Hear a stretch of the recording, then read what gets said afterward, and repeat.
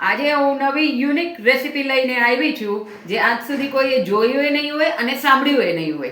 આજે આપણે બનાવવાના છીએ નવો ટાઈપનો હલવો. હલવો તો આપણે બહુ ટાઈપના ખાધા હશે. ગાજરનો હલવો, દૂધીનો હલવો, અંજીરનો હલવો, ઘણા બધા હલવા આવે છે અને બધા બહુ જ ટેસ્ટમાં સારા લાગે છે. પણ આજે જે હલવો આપણે બનાવવાના છીએ એ એક નંબર હલવો બને છે અને ડિફરન્ટ ટાઈપનો હલવો બને છે અને તમે ખાશો તો ચોક્કસથી તમને ભાવશે. તમે તમારા ઘરે જરૂરથી તમે આ વસ્તુનું નામ સાંભળશો તો તમને એવું શોક લાગશે કે આ વસ્તુનો બી હલવો બની શકે છે કરીને.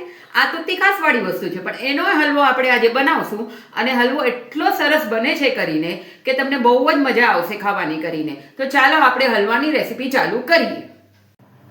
તો જે વસ્તુ યુનિક વસ્તુની હું તમને વાત કરતી હતી આજે હું તમને બતાવું. તો જો આ મરચાનો હલવો, આપણે આજે મરચાનો હલવો બનાવવાના છીએ ફ્રેન્ડ્સ. તો ચાલો આપણે રેસીપી ચાલુ કરીએ.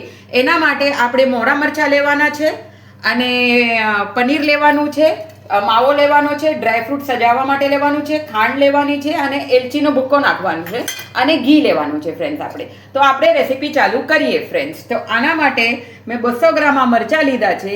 એના બધા બી કાઢી નાખ્યા છે અને અંદરની રગો પણ કાઢી નાખી છે અને એને મેં બનાવતા પહેલાં અડધો કલાક મીઠાવાળા પાણીમાં બોળીને રાખ્યું હતું તાકી એની તીખાશ બધી જ નીકળી જાય કરીને ફ્રેન્ડ્સ. અને અહીંયા મેં તપેલી પાણીની મૂકી દીધી છે, એને બોઇલ કરવા મૂકવું છે. હવે 2 મિનિટ માટે આ મરચાં આપણે આ પાણીમાં બોઇલ કરશું કરીને. આપણે એને બોઇલ કરવાના છે ફ્રેન્ડ્સ એટલે એ થોડા સોફ્ટ થઈ જાય પછી આપણે આગળ વધશું કરીને. હવે આ બોઇલ થઈ ગયું છે. આવી રીતના બોઇલ આવવું જોઈએ અને મરચાં આપણા ફૂલ બોઇલ થઈ જવા જોઈએ. હવે આપણે એને ગેસ ઓફ કરી અને મરચાંને કાઢી લેવાના છે ફ્રેન્ડ્સ. અહીંયા મેં બરફ લીધું છે અને ફૂલ ટાઢું પાણી લીધું છે. તો આ બરફને આપણે આ ટાઢા પાણીમાં નાખી દઈશું અને મરચાંને એમાં નાખવાનું છે તાકી એનું કલર ગ્રીન જ રહે કરીને ફ્રેન્ડ્સ. 2 મિનિટ આપણે આ ટાઢા પાણીમાં મરચાંને બોળીને રાખવાના છે કરીને. અને પછી આગળ આપણે આમાંથી કાઢી અને મિક્સીમાં એને ફાઇન પેસ્ટ, એકદમ બારીક પેસ્ટ કરી લેવાનું છે ફ્રેન્ડ્સ. આપણા મોઢામાં આમ કંઈ લાગવું જ ન જોઈએ કે આપણે મરચાં જેવું ખાઈએ છીએ કરીને. એકદમ ફાઇન પેસ્ટ કરી નાખવાનું છે ફ્રેન્ડ્સ.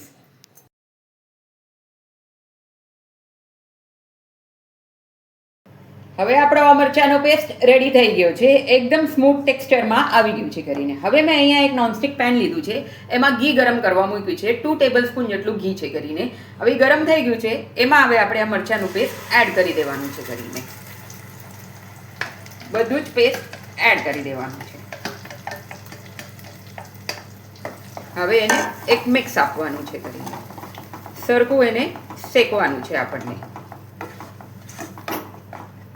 કન્ટિન્યુ હલાવતા રહેવાનું છે ફ્રેન્ડ્સ કે ઘીમાં આ બધું મરચાંનું પેસ્ટ મિક્સઅપ થઈ જાય કરીને. તો કેવું લાગ્યું તમને? કંઈક યુનિક નવું લાગે છે ને ફ્રેન્ડ્સ કે આ હલવો કેવો બનશે, ખાવામાં કેવું લાગશે કરીને ફ્રેન્ડ્સ? બહુ જ સારું લાગે છે. તમે ડેફિનેટલી આ રેસીપી ટ્રાય કરજો. કોઈએ આજ સુધી આ હલવો મારા અંદાજન તો ખાધું જ નહીં હોય અને જેણે બી ખાધું હોય તો પ્લીઝ કમેન્ટમાં મને જણાવજો કે તમે લોકોને કેવો લાગ્યો ને તમે કેવી રીતના બનાવો છો આ હલવો કરીને ફ્રેન્ડ્સ. હવે આપણું આ થઈ ગયું છે. હવે આપણે આમાં એલચીના દાણા નાખવાના છીએ. એ એટલા માટે ફ્રેન્ડ્સ કે મરચાંનું ફ્લેવર એમાંથી થોડુંક ઓલું થઈ જાય અને એલચીનું ટેસ્ટ આવી જાય એમાં કરીને ફ્રેન્ડ્સ. તો આપણે એલચીના દાણા નાખી દીધા છે એમાં. એને સરખું મિક્સ કરી ને હવે આપણે એમાં નાખવાનું છે માવો નાખવાનું છે. તો આપણે ફ્રેન્ડ્સ એમાં હવે હું માવો એડ કરું છું કરીને ફ્રેન્ડ્સ. હવે ઈ માવાને બી આપણે મસ્ત રીતે કૂક કરી લેવાનું છે એની અંદર વ્યવસ્થિત રીતે. એને 2 હલારા દઈ થોડુંક મિક્સ થાય એટલે સાથે પનીર એડ કરી દેવાનું એટલે માવો ને પનીર સાથે સાથે વ્યવસ્થિત રીતે કૂક થઈ જાય આપણું રેસીપીમાં એકદમ જ. તો આ મેં મિક્સ કરી દીધું છે અને હવે હું આમાં પનીર એડ કરી દઉં છું અને એને મિક્સ કરી દઈશ. હવે આ 2 વસ્તુને મારે કૂક કરવાની છે વ્યવસ્થિત રીતે. કોઈ બી લમ્સ ન રહેવા જોઈએ કે આપણા મોઢામાં આવે અને સ્મૂથ ટેક્સચર આવી જવું જોઈએ હલવામાં. હવે આવી રીતના મેં કૂક કરી લીધું છે. હવે આપણે એમાં થોડાક ડ્રાયફ્રૂટ્સ નાખશું. જે બી તમને ભાવે એ ડ્રાયફ્રૂટ તમે નાખજો કરીને એની અંદર. ટેસ્ટ બહુ સારું આવે છે. એને આપણે ક્વિક મિક્સ દઈ દઈશું કરીને ફ્રેન્ડ્સ એટલે એ આમાં મિક્સ થઈ જાય. અને હવે લાસ્ટ ઇન્ગ્રીડિયન્ટ આપણે નાખવાના છીએ એ છે ખાંડ. ખાંડ તમે તમારા ટેસ્ટ પ્રમાણે નાખજો ફ્રેન્ડ્સ. અને ખાંડને આપણને કૂક કરવાની છે કરીને કેમ કે એ પાણી રિલીઝ કરશે કરીને. એટલે આપણે એને કન્ટિન્યુઅસ મિક્સ કરવાનું છે કે બધી વસ્તુ એની અંદર વ્યવસ્થિત રીતે મિક્સ થઈ જાય અને આપણો હલવો મસ્ત રીતે રેડી થઈ જાય કરીને. એટલે આપણો માવો એ કૂક થઈ જાય, પનીર એ કૂક થઈ જાય અને ખાંડ એ કૂક થઈ જાય અને ટેક્સચર એટલું સ્મૂથ આવે કે ખાવાની ફૂલ મજા આવી જાય ફ્રેન્ડ્સ આપણને. જો અત્યારે જોતા હોય તમે કહી શકો કે આ મરચાંનો હલવો છે કરીને? કોઈ અંદાજ લગાવી શકે કે આ મરચાંનો હલવો છે?